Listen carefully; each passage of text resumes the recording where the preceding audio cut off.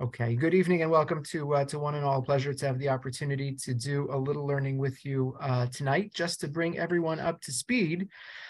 Last week, and if you've missed a session, you can find them all online, but last week we suggested 5 explanations that contribute to our understanding of how it is that the Shulchan Aruch became the enduring code of Jewish law for the Jewish people. And in some ways, this evening session is a kind of postscript to that discussion.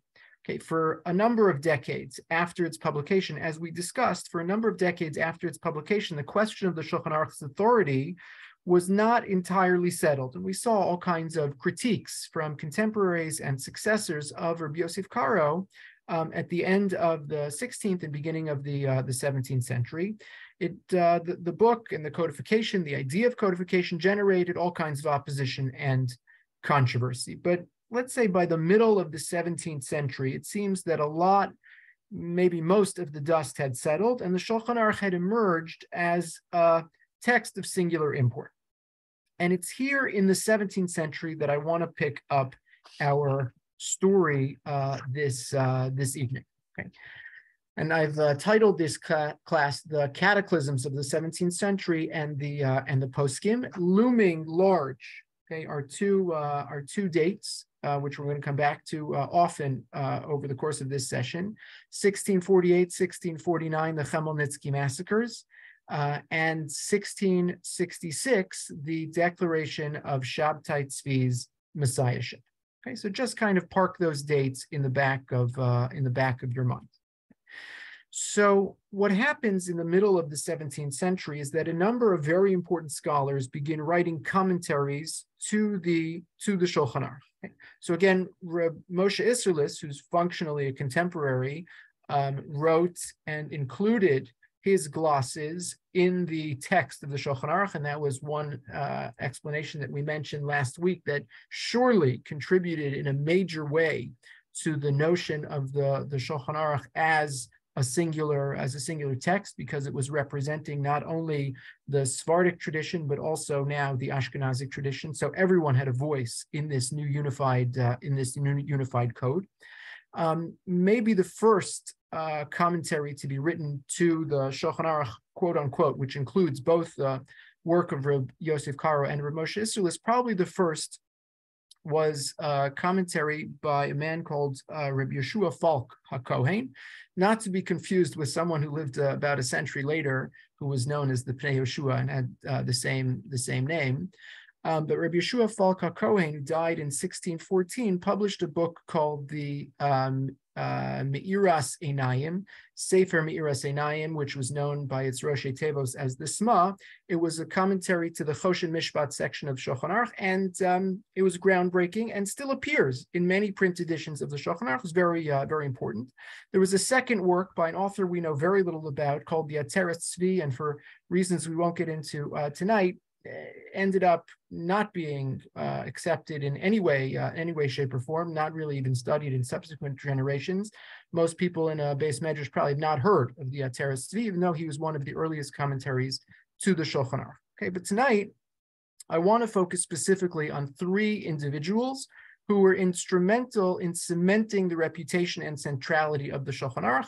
They're known affectionately by the names of their books, the Magen Avram, the Taz, and the Shach. Okay, we hear these names bandied about all the time in Halakhic discussions, and tonight I want to, at the very least, introduce you to them. Okay, each of them deserves their own treatment for sure, and maybe at another time we'll have more opportunity to speak about each at length, but they in some ways form a kind of unit, and I wanted to talk about them together. I'll just share a quote for you from the Jewish Encyclopedia, which is really still relevant, even though it's written 120 years ago. You have it in source number 2.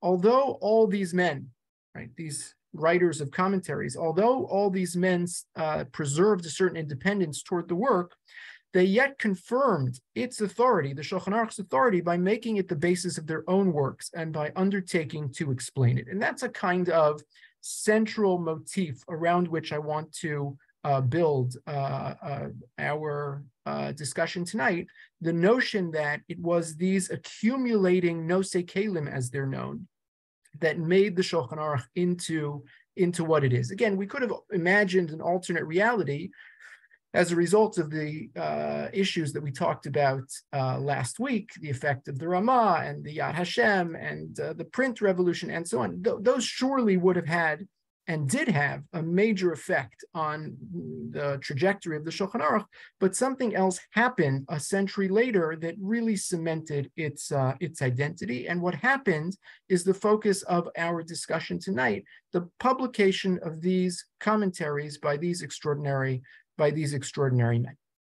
Okay, so the first that I want to talk about is the author of the Magen Avram, a man called Rabbi Avraham Gambiner. Okay, and I'll just say by way of introduction that biographically we have almost nothing written about him. There's really a kind of yawning chasm between the place and the influence that he holds on the one hand in the pantheon of commentaries to the Shulchan Aruch, and the biographical data that we have and the scholarship on him on the other. Okay, so usually, people have targets on their back. If someone is that important in the course of Jewish history, so people are going to jump on him, they're going to study them, they're going to write about them, and we're going to know about them. And the Magen Avram, for all of his fame, saying if you read the Mishnah Berurah, he's quoted on every page in Orach Chaim. His comments and his Piskei Halacha influence all aspects of day-to-day Jewish life, and yet the scholarship is almost nil. Okay, so it's difficult to piece together even kind of the basics about his background. We do know roughly that he was born in 1635 and he lived until 1682. The date of his death is known to us. He was born in a little loch in Poland called Gombin, hence the family name. As I mentioned, no one really escaped the Chmelnytsky massacres. We'll come back to them. We think of 1648, 1649 as the principal dates, but the rebellion, the uprising, the Cossack pogroms continued into the 1650s, and the parents of Rabbi Avraham Gambiner were martyred in Gombin by the Cossacks in 1655. Okay. As a young man, he became a dayan in Kalisz. You could still find the town of Kalisz. I think it's in present day Poland. And at the age of 30, he began writing his commentary to the Shulchan Aruch. Okay, so his commentary, again, there are 4 sections of the Shulchan Aruch. His commentary is exclusively on Orach Chaim. And Orach Chaim, right, covers day-to-day Jewish living. So that's the halachos of brachos and tefillah and kriyas shema and netilas yadayim and Shabbos and Erevin and all the chagim. So his commentary has an impact on everything that we do kind of on a daily basis. There's one story that is almost surely apocryphal. I have it for you in source number 3. I'll just summarize it for you. And even though it's almost surely apocryphal, I'm sharing it for an important reason. The story is this. The story goes like this: that Reb Avraham Gambiner was so destitute and so dirt poor that he and his wife shared one pair of shoes. They shared one pair of shoes, and so as a result, they had to take turns going to shul on Shabbos. 1 week he would go, and 1 week she would go. And the story goes that the Taz, who was the Gadol Hador, and we're going to talk about him in a few minutes, the Taz came to visit their town. The Taz came to visit Kalisz, okay, which is not in and of itself impossible. He was certainly alive and would have been in the neighborhood. And it happened to be the week where Mrs. Gambiner got to go to shul. So she goes to shul and she hears the drasha from the Taz, the visiting Gadol Hador. And after Shabbos, the Taz is leaving town on Sunday morning, whatever the case may be. And the Taz, the Magen Avram, Avraham Gambiner, puts on his pair of shoes and he runs after the wagon carrying the Taz to say a word, because the Gadol Hador visited town, and the Taz says to him, "I didn't see you in shul yesterday. You kind of missed the drasha." And the Magen Avram explains why. He says, we're so poor. We only had one pair of shoes. It was my wife's week. I couldn't be there. And they start talking and learning. And the Taz understands and recognizes that this is not just any person living in the community, but this is obviously a towering Torah personality, and arranges for him to have some kind of position, teaching, and advances his career. Okay. So the reason why I share this story, even if it's not true, is that what almost surely was true is the sense that Avraham Gambiner lived a life of total deprivation and poverty, and this has an impact. This has an impact on his scholarship, because unlike some other contemporaries who we'll talk about soon, the Magen Avram didn't have access to all the books that everyone had access to, because his library is very limited. He can't afford them. Books are expensive. He can't travel because he can't afford to travel to go to places where they have bigger libraries.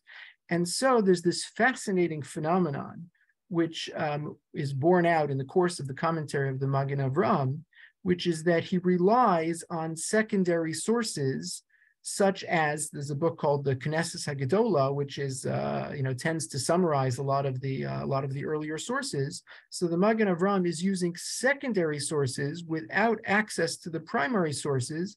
And again, it's a fascinating thing to notice when you study the libraries of Jewish scholars, to kind of just note, like, well, maybe they're saying X, Y, and Z because they didn't know A, B, and C, or they didn't have access to D, E, and F, because their library was particularly limited. Okay, so it's just a fascinating avenue to explore when thinking about the Magen Avram and the limited access that he had to the scholarship, contemporary scholarship, and contemporary books. Okay, when he finished writing his book, it was 1671. Another consequence of his poverty is that he had sent his brother to publish the book. He's living in Poland, but the premier publishing center of the Jewish world in this generation is Amsterdam. A century earlier, it had been Venice. Now it's unquestionably Amsterdam. Everyone goes to Amsterdam, not just Jews, but everyone in the world goes to Amsterdam to publish their books. And he sends his brother to publish this commentary to Orach Chaim of the Shulchan Aruch, and his brother tries, and he fails because he can't afford the cost of bringing this book to print. Okay. So it's not actually printed until after the lifetime of the Magen Avram. Okay.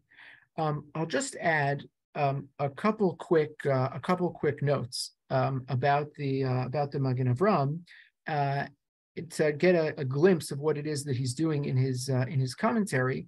First of all, after he published his book in 1671, he wrote the book. It wasn't published until after his death. So 10 years later, there was a man who could afford to publish his book, named Rabbi Shmuel Bar Yosef of Krakow, and he wrote a commentary to Orach Chaim called the Olas Tamid. Okay, and if you have source number 4, you can sort of get the history of this book.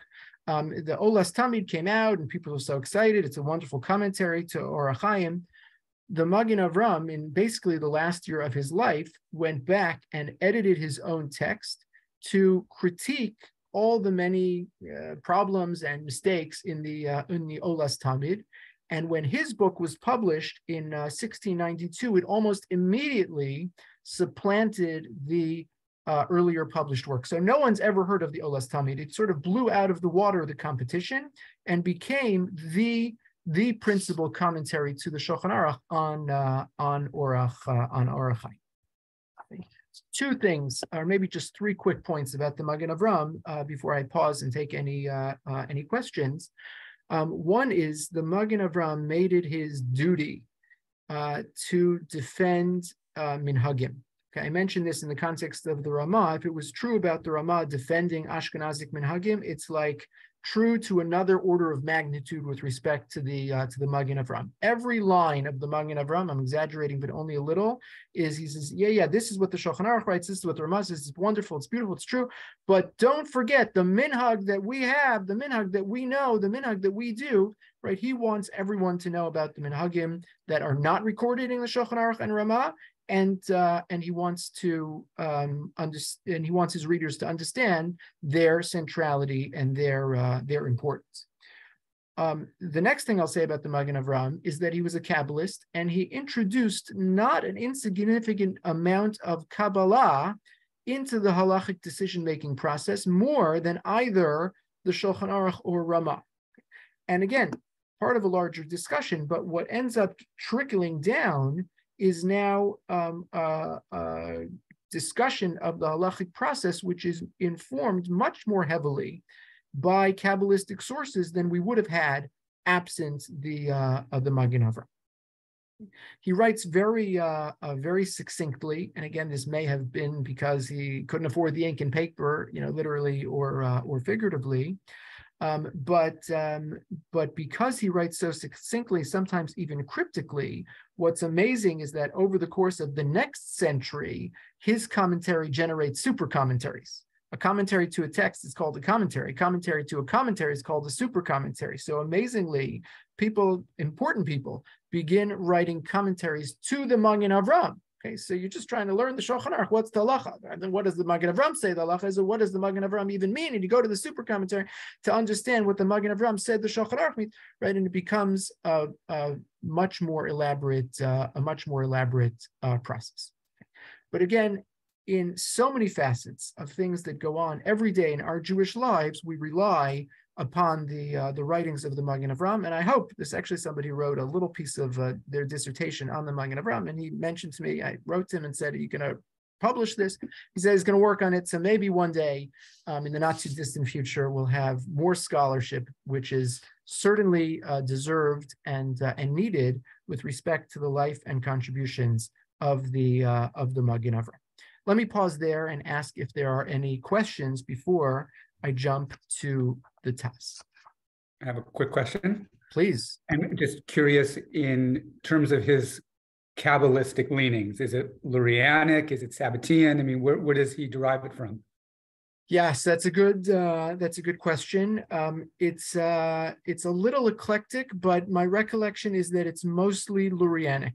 Lurianic Kabbalah is the principal form of Kabbalah of Polish Jewry in the 17th century, and we'll circle back to Shabtai Tzvi in the next section of this discussion. Okay, now I want to back up just a drop to talk about the Taz, a man by the name of Rabbi David ben Shmuel Halevi, or David ben Shmuel Siegel. So maybe we have some members of the shul related to the Taz. I'm saying we're backing up just a drop because the Taz actually lives quite a long time. He's born in 1586 and he dies in 1667. Okay. And by the time we're talking about the Magen Avram, the time we're talking about the Shach, the Taz is the Gadol Hador. Okay. He's the sort of undisputed elder statesman of Polish Jewry, of Ashkenazic Jewry. He's born in Ukraine in, as I said, 1586. And again, unlike the Magen Avram, he's born into a prominent family, renowned for wealth and scholarship, and this leads to a very different trajectory. He marries the daughter of the Bach, okay, who is also we didn't discuss him in this series, although we could have. He wrote one of the most important commentaries to the Torah, Rabbi Yoel Sirkis. Okay. So he's got the yichus, and he has the lineage, and he has the wealth, and all of these conspire to place the Taz at the top of the Jewish scholarly world. Okay, he lived for a time in Krakow. He spent more than 20 years in a prestigious rabbinic post in Poznan. Posen, I think, is the contemporary name of that area in present-day Poland. And again, you can't escape these dates, 1648, 1649. You have the Chmelnytsky massacres, so everything is uprooted, and he has to flee. He ends up wandering around Moravia for a time, and he spends the last years of his life in Lvov, okay, present day Lvov. Right, Lemberg was known for a time, but we're back to present day Ukraine. That's where he started and ended his life. So let me say a word just about the Chmelnytsky massacres. If you ever have a little time on Tisha B'Av, so we spend a lot of time reading and writing and talking about the Holocaust, as well we should. Before the 20th century, Chmelnytsky, 1648, 1649, was the most heinous, atrocity of the last, 500, maybe 1,000 years. We've revised our scholarship on the number of Jews who were murdered during the Chmelnytsky massacre. They used to say it was 1 million. They used to say it's 500,000. We don't know the number. It's a big number. It's probably a six-figure number. And I'll just say, ever so briefly, we have firsthand accounts. We have firsthand accounts of these massacres. Okay, and again, because we have the atrocities of the 20th century, these unspeakable acts became speakable, and like we read about them. We know people who saw them, and we know survivors. But in their time, unspeakable acts. It wasn't just that they murdered Jews, but they raped and they pillaged and they tortured, and just unspeakable atrocities that were committed. And there's an epilogue to the Chmelnytsky massacres, which is they precipitated a refugee crisis. So there's X number of people who were murdered and killed, but how many more people were displaced or enslaved or sold or uprooted? There's actually a wonderful book that came out just a few years ago by a terrific scholar named Adam Teller. The book is called Rescue the Surviving Souls, and it's functionally a description of the refugee crisis precipitated by these massacres in the 17th century. So the Taz is living through these moments, and he actually wrote Kinos. We have them. I don't think they made it into the Tisha B'Av Kinos book, but you could look them up. You could find them. He wrote Kinos to capture the brutality of these terrible times through which he lived. The second cataclysm is, of course, the story of Shabtai Tzvi, which is a long story. But you know that in 1666, Shabtai Tzvi declared himself the Messiah. And in 1667, he apostatized and converted to Islam. So what was the rabbinic reaction to Shabtai Tzvi? Right? All these people, the Magen Avram and the Taz and the Shach and all of their students and all of their families, they're all living through this moment. So did they believe in Shabtai Tzvi? Did they oppose Shabtai Tzvi? What was their reaction to Shabtai Tzvi? So as it turns out, the historical record is kind of like wiped clean. Okay, as Gershom Shalom puts it, it was like an embarrassment for the Jewish community, and nobody wanted to talk about it, and they just wanted to move on. So we don't have a lot of information about how the Shachs and Tazes and Magen Avrams of the world actually responded to this life-altering event. We do have one stunning document which tells us a story, and I have it for you. You could look in source number 5. If you have Gershom Shalom's Shabtai Tzvi, the Mystical Messiah, if you have a couple weeks, 1,000 pages, you can read the whole thing. But 623 to 625, you can find this story, and I'll just summarize it for you. The story that we have, or as much as we know, is that after Shabtai Tzvi had declared, he's in the Ottoman Empire, he's imprisoned in Gallipoli. After he declared his messiahship, so the Taz sent his son and his stepson from Poland to investigate. Okay. The whole world is like taken up by this messianic fervor, and the Taz is the Gadol Hador, what he wants to form an opinion. It should be an informed opinion. So he sends this, he dispatches these emissaries, his son and his stepson, to go check out what is happening in Gallipoli. Is this the real deal? And we have this firsthand account of these two rabbinic scholars, son and stepson of the Taz, who meet with Shabtai Tzvi, and a record of their conversation and their discussion and their reaction. There is no question that these two emissaries are very taken by Shabtai Tzvi. What we don't have is the Taz's reaction. Okay, they come back and report what they saw and how taken they are with Shabtai Tzvi, this magnetic personality. He knows all about the suffering of the Polish people. He knows all about the Taz, and they're taken with him. How does the Taz respond? We're not sure. We don't have that piece of the story. Gershom Shalom surmises that if the emissaries were taken, the Taz was taken too. Some people come along and say, no, it can't be. The Taz was the Gadol Hador. How could it possibly be that he believed in a false Messiah? It can't possibly be. So I'll tell you a secret. And the secret is that it would be almost unthinkable that anyone didn't believe in Shabtai Tzvi. How many rabbis can you name from 1666 who stood up and said, "Not him. Let's stop the presses. He's a fako. It's not the real thing." How many rabbis can you name? Maybe one. Okay, there's a man called Yaakov Sasportas, wonderful book that just came out, published a couple years ago, Dissident Rabbi Yaakov Dweck, Princeton University Press, a masterful book about Yaakov Sasportas and his opposition. He wasn't even an opponent. He just said, everyone is so sure. How can you be so sure? I'm not so sure. He just introduced doubt into the conversation about Shabtai Tzvi.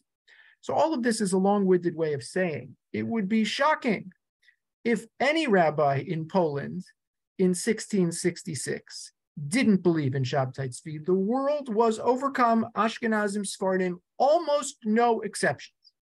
Now, a year later, Shabtai Tzvi apostatizes, converts to Islam, and lives another 9 years until his passing in 1676.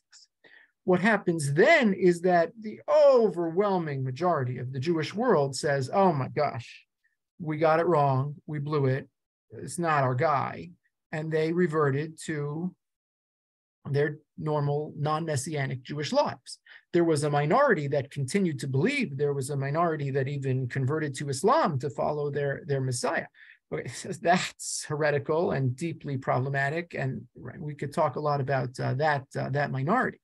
But the whole Jewish world, for a short time, was gripped by this messianic fervor. So presumably the Taz was gripped by the same messianic fervor.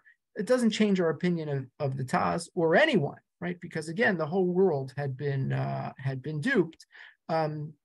It was only that minority that continued to subscribe to heretical beliefs in the Messiah after his conversion. That already becomes suspicious, problematic, and heretical. But for the majority of the Jewish world that believed for a short time, right? What more could we expect? Everyone believed. Okay. So let me just say a couple words about the Taz's commentary to Shulchan Aruch. Unlike the Magen Avraham, the Taz wrote a commentary to all 4 books of Shulchan Aruch. Orach Chaim, Choshen Mishpat, Even Ezer, and Yoredeya. Okay, he began with Yoredeya, which was published in 1646. The rest of his commentaries circulated in manuscript and were only published posthumously, and it actually took some decades before some of those commentaries were finally published.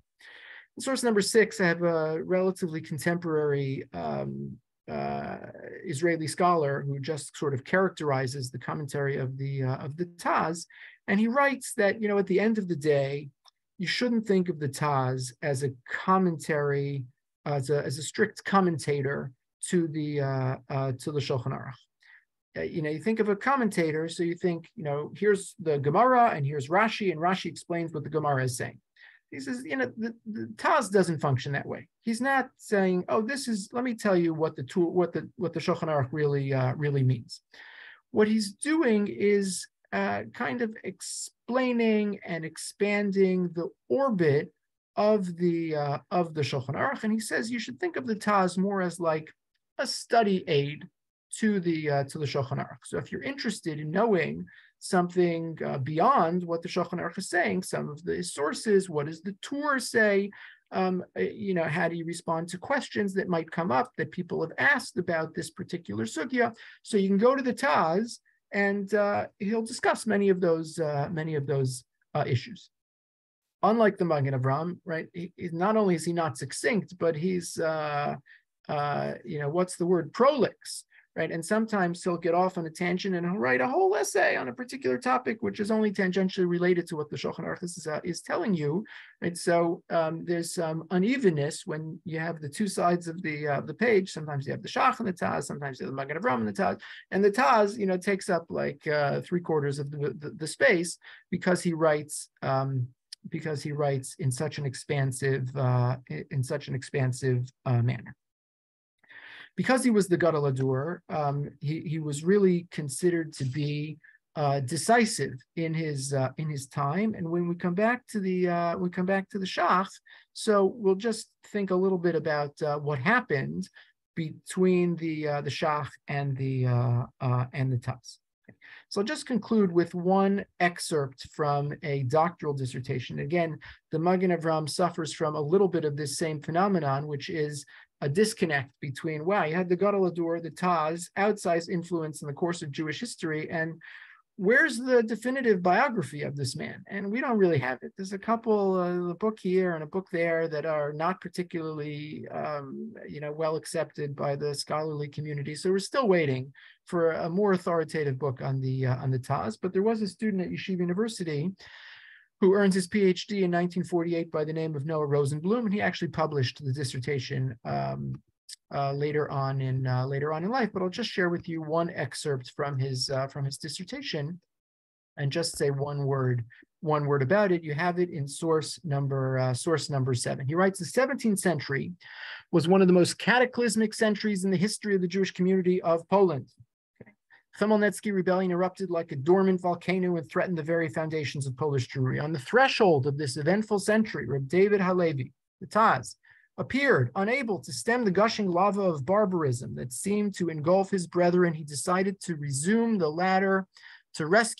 latter from social and religious disintegration. Laboring patiently, persistently, and systematically, ever his commentary to Rezav on the Shulchan Aruch, he endeavored to enhance the authority and prestige of the latter and contributed greatly to make it the standard code of Israel. And again, that's what happens.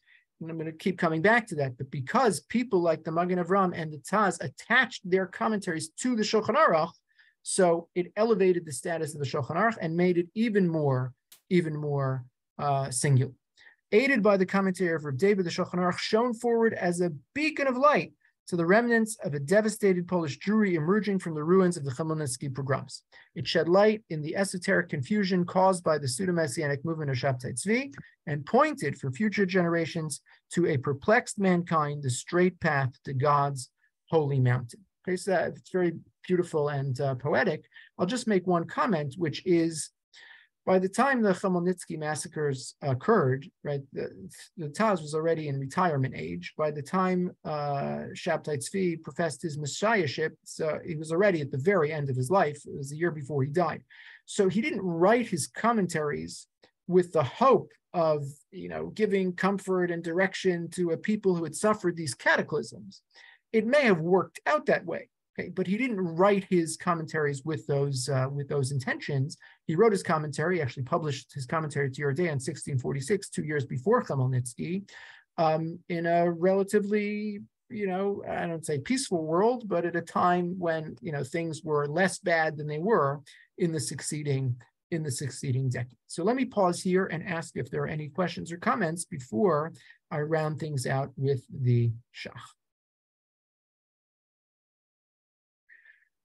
Okay, so we're going to move now geographically a little away from Poland. The Shach is the shorthand version of a book called the Sifsei Kohen, written by a man called Shabtai HaKohen, who was born in around 1621 and lived a very short life. He accomplished a great deal, but died at the age of 41 in 1662. So I actually misspoke when I said, the Shach would have been around for Shabtai Tzvi. It's not true. He died actually before Shabtai Tzvi's messiahship. Okay, so the Shach is born in 1621 and dies in 1662. His grandparents lived in Germany. His parents lived in Poland, but he spent the better part of his life in Lithuania. Okay, so there's an Eastern trajectory in the family of the Shach. Okay, like the Taz, he has a kind of prominent and wealthy lineage.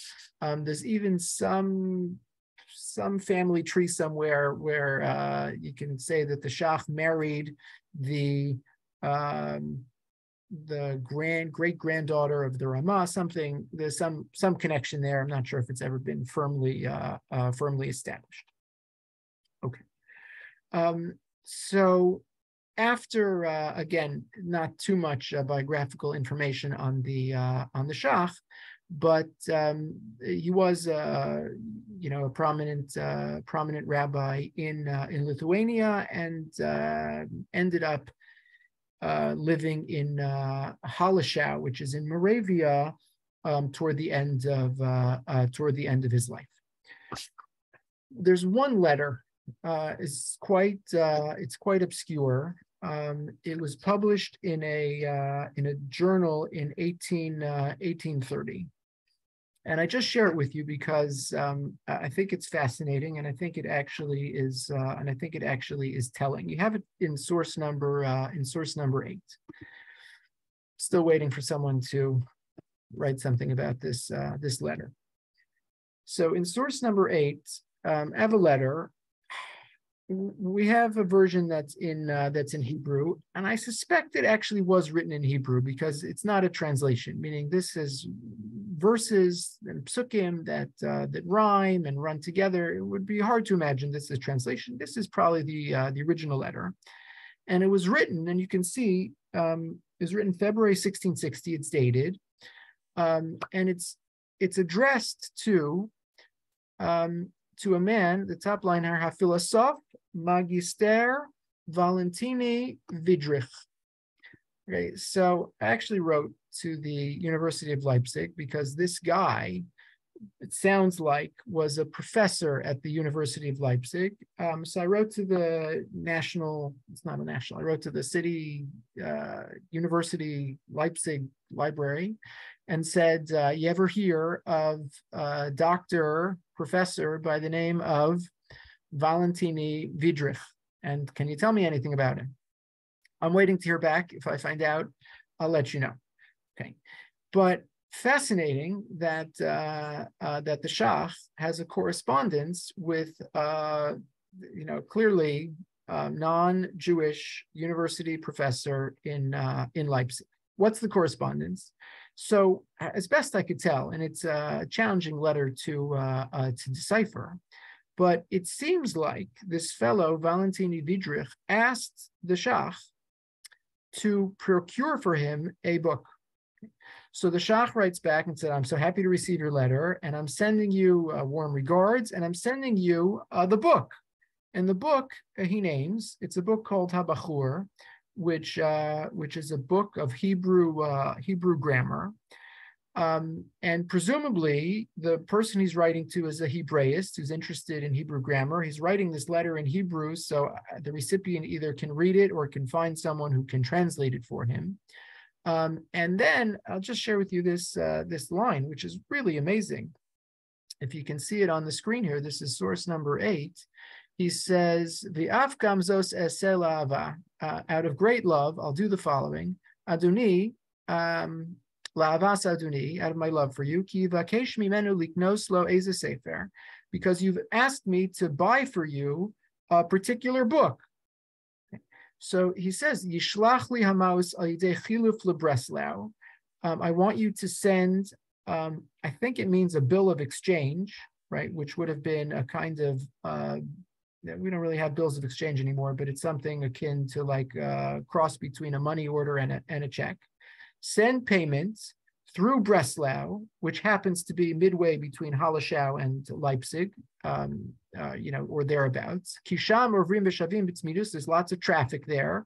Anshe Iri, Anshe Midos. And there's people from my city, maybe business people, I don't know really what he means, but Anshe Midos, who would be able to handle this transaction. You'll get me the money and I'll get you the book.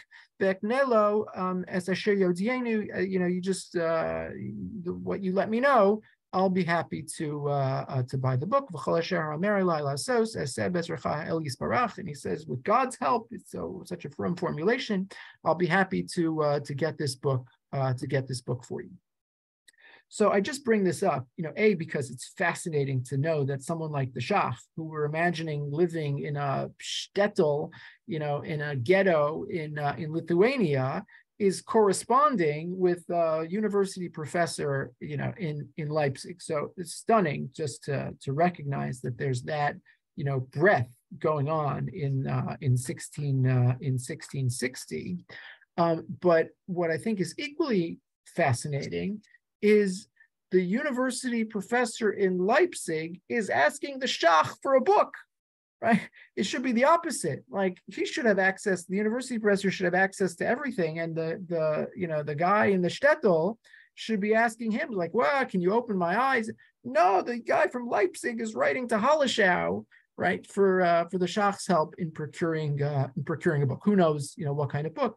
But it just opens up, and this is where I want to go with you. The opposite of the Magen Avraham, who didn't have 2 pennies to his name and didn't have access to primary sources. The Shach had access to everything. And his commentary to the Shulchan Aruch is like a Beis Yosef on steroids. So remember, we read the introduction to the Beis Yosef. And the Beis Yosef says, I'm going to quote, and he says, these 32 sources, and it was amazing because he had mastery over the entire canon of, early Rishonim, and he synthesized them. It's stunning. So now, okay, we're 100 years later, and printing is off the charts, and hundreds of Jewish texts have been printed, some of them multiple times. And the Shach has all of them and knows all of them and synthesizes all of them. So sometimes it's just jaw-dropping to read his commentary and to think, like, he didn't have a Bar Ilan CD-ROM, like he didn't have the internet. He just had his own intellectual capacities, and the guy died at 41, and this is what he's able to produce. There's like nothing that wasn't known to him. So it's staggering to read his commentary.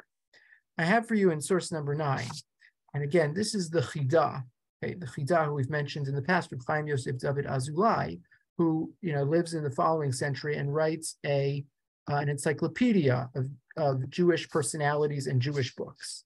And he says, and let me just tell you about the Shach. I have a Masorah about the Shach. And he says, Veshamati, source number 9, Mirav Echad Sharav Shach Hayodea Shem HaMetzia. I don't know what that means, but in the context, you can understand what it means. He says, I once heard about the Shach that he had some like Kabbalistic, mystical power that he knew the Shem HaMetzia. What does that mean? Dehainu Shem Kadosh. There's some name of Hashem, L'chavein bo v'limtzo ha'bekius sherotzei tekef miyad, where he could just like, you say that, magic, abracadabra, and poof, you can call up any Jewish source that's ever been written. Okay. So the Chida's explanation, right, the only way to explain the staggering breadth of the Shach's library was to say it was like a superhuman power, right? Because in human terms, there's just no way to explain it. Okay. And that's the extraordinary quality of the Shach. Rabbi Ezra Schwartz, Rosh Yeshiva at Yeshiva University, makes a fascinating point. He says, even before the Vilna Gaon popularized this method of scholarship, the Shach was already basically doing textual emendations. I have two versions of this book, and this one cited X and this one cited Y, and so this is the reason why the first one must be more accurate and the next one must be a mistake. Rabbi Schwartz says he counted 800 times in the commentary of the Shach that he uses the word ta'usu. It's a mistake. You don't find that in the Taz, right? That's just not what the Taz is interested in. But the Shach will tell you 800 times, no, that's a mistake. And actually, I figured it out because I have the entire Jewish library and Jewish canon in front of me and at my fingertips, and I can tell you which is the most accurate source. Apparently, he actually wrote commentaries to all four books of the Shulchan Aruch, like the Taz. The only ones that survive are his commentaries to Yoreh De'ah and Choshen Mishpat. Okay, and of course, you know that the Shulchan Aruch is printed on Yoreh De'ah and Choshen Mishpat with the commentaries of the Shach, but on Yoreh De'ah you have the Shach and the Taz side by side. So let me just say two words about the reception history of the Shach.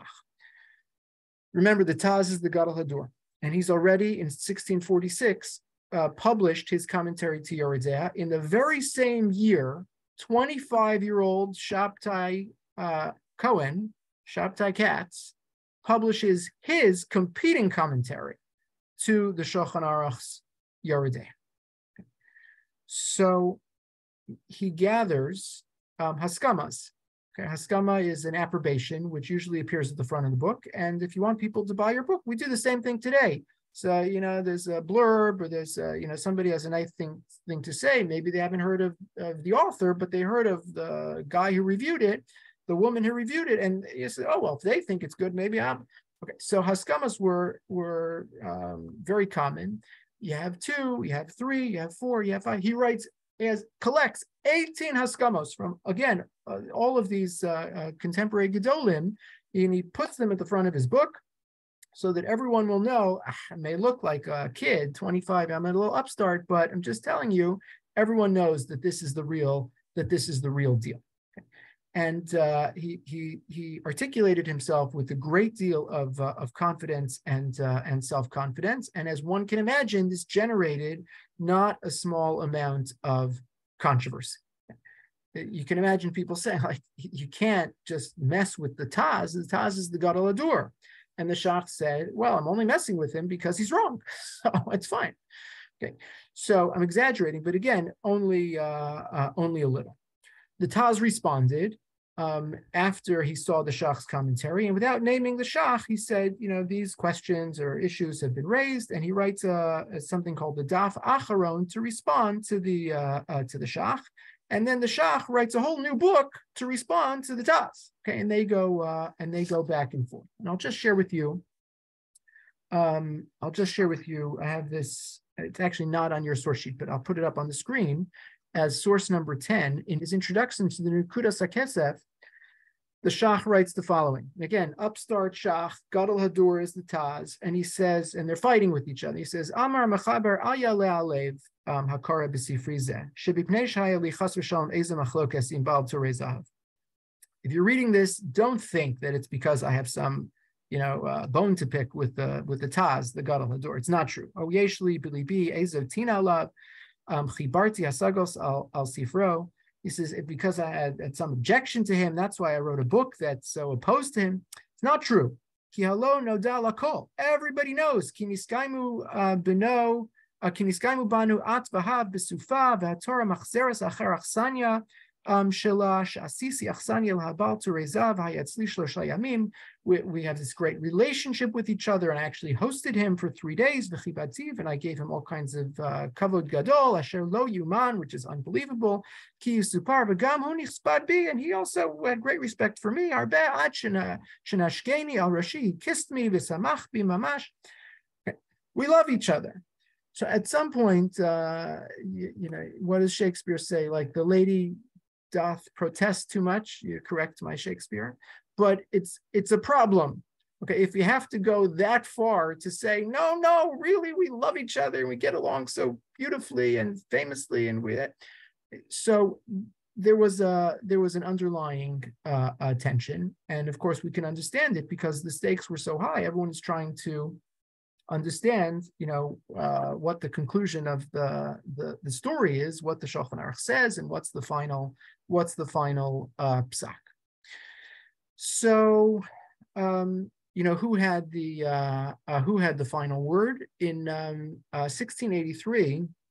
The Council of the Four Lands, the Vad Arba Aratzot, actually ruled that in a machlokas between the Shach and the Taz, the halacha follows the Taz. What ended up happening was certainly in Germany, Germany, the Taz was followed, but over time, most Polish poskim ended up following the Shach. And certainly by the 19th, 20th, 21st century, the Shach has really become totally predominant. It's not to say there aren't times when we care deeply about the position of the Taz, but pound for pound, more often than not, it's the position of the Shach that gets followed. So let me pause here and ask if there are any questions. And if not, we'll spend our final 6 minutes just looking at a couple examples. I'm sorry, again, maybe this was too ambitious, but I just want to give you a quick excerpt from the Taz and a quick excerpt from the Magen Avraham. We'll save the Shach for another time because, again, the Shach didn't write a commentary, or if he did, it was lost to Orach Chaim. So we've been learning these halachos from Hilchos Chanukah. Let me just pull up a couple quickies on the screen to leave you with a couple nuggets. You can use these at your Chanukah table. So there is a halacha. The Shulchan Aruch writes in source number 11, Ribu hasudas shemarbim behem heim sudas ha-reshus shelo kava'um l'mishteh b'simcha. It's not really a mitzvah to have a Chanukah Suda. The Shulchan Aruch says it's not a mitzvah to have a Chanukah Suda. You could, there's no special obligation. The Ramah writes, V'yeshem shesh ktsas mitzvah b'ribu hasudas mishum devosar yamim haim Chanukah mizbeach. There was the Chanukah Mizbeach, there was the rededication of the temple, and so you do a little more. It's not a Suda, but it shouldn't just be an average dinner on Tuesday night. It's Chanukah, do something a little special. Okay. So the Taz says, let me just explain to you why that would be. Why is there no Chanukah Suda? Don't you have a Purim Suda? So he says, Shelo kava'um l'mishteh b'simcha perish elo l'halal l'hodos. These are days of Halal and Hodah. The Nira Hatam, why? You've heard this before, but maybe not from the Taz. Delo kavu kan l'simcha kamo b'purim, de Purim haya hanes muforsam latzalus nefashos v'yedei v'alzeh yesh simcha ba'olam hazeh. He says the Purim was a physical salvation, right? Our lives were on the line, we were saved, and so we celebrate with much more physical celebration, and we have, right, gashmiistic celebration ba'olam hazeh with a Suda.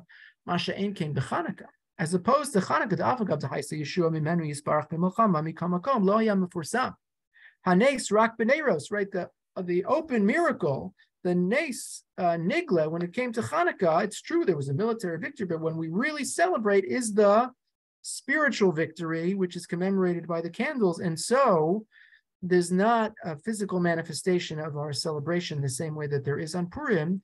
It's a spiritual salvation, and so it's a spiritual celebration.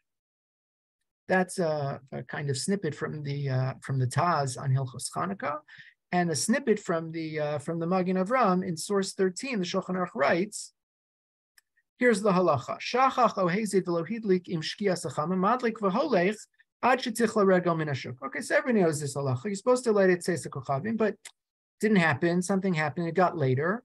So what do? You could light as long as people are still going through the street. Because that half an hour after dark, people are still milling about and they're on the street and they'll see the candles that you light at the doorway or at the windowsill, and that'll be Pirsumei Nisas. That's totally fine. And so that's why you always need to make sure, if you read any little guide to Hanukkah, make sure there's enough oil that's going to burn for half an hour. And if you put in more than half an hour's worth of fuel, you could just put out the candles after 30 minutes. If you want to preserve oil, you're running out, whatever the case may be, it's totally fine. It only needs to burn for 30 minutes. We don't necessarily teach this to the kids because it's hard to make this subtle distinction. But principally, after the candles have burned for 30 minutes, you could do whatever you want with them because now it's open season. The candles are technically not being used for mitzvah anymore. What does the Magen Avraham jump in and say? Fascinating. You may not have heard this one before. He says, "V'nirali devadai b'ner shel shemen ein hider mitzvah bein rab lamad." He says, you light a Hanukkah candle, you light a menorah with oil. He says, you put in a little, you put in a lot. It doesn't matter. I'm not moved. There's no hider mitzvah, whether it's burning for 30 minutes or for 3 hours. It doesn't move me. Alva beneros shava. But if you're using wax candles, kishahem arukim hem naim yoser kamo beneros yom kippurim velulav esrog v'chayotzibo v'chemedumeli shekol sheken kasu b'kalbo. He says, I actually think I have it on earlier authority that there's a difference between wax and oil. When it comes to oil, you're not going to be able to do any hider mitzvah because it looks the way it looks and it lasts as long as it lasts. But with candles, you have tall candles and they're all symmetrical and they're nice and long. So, and you light them, that's a real hider mitzvah. As opposed to using, little tiny stubs of candles, right? That doesn't really do it. So he says the only way to actually, create more hider mitzvah by having, the lights burn longer is if you use wax as opposed to if you use oil. Totally counterintuitive. We always think, oh, oil is so much better. The nace was performed with oil. You should. And again, we looked a few weeks ago at the Ramah who says no, but in Krakow we all use wax. So the Magen Avraham pours on, forgive the pun, and says that you could actually get an added bonus of hider mitzvah by using long candles, even though you could never accomplish that same ethic by using more oil. Okay, obviously, there's a ton more to talk about with respect to these three luminaries, the Shachataz and the Magen Avraham. But I hope that at least when we hear these names, we'll be able to attach a little more identity to each of them. The world could have actually been very different if these giants of Torah, had written texts or written books of other kinds. So we would have had them, and we would have studied them.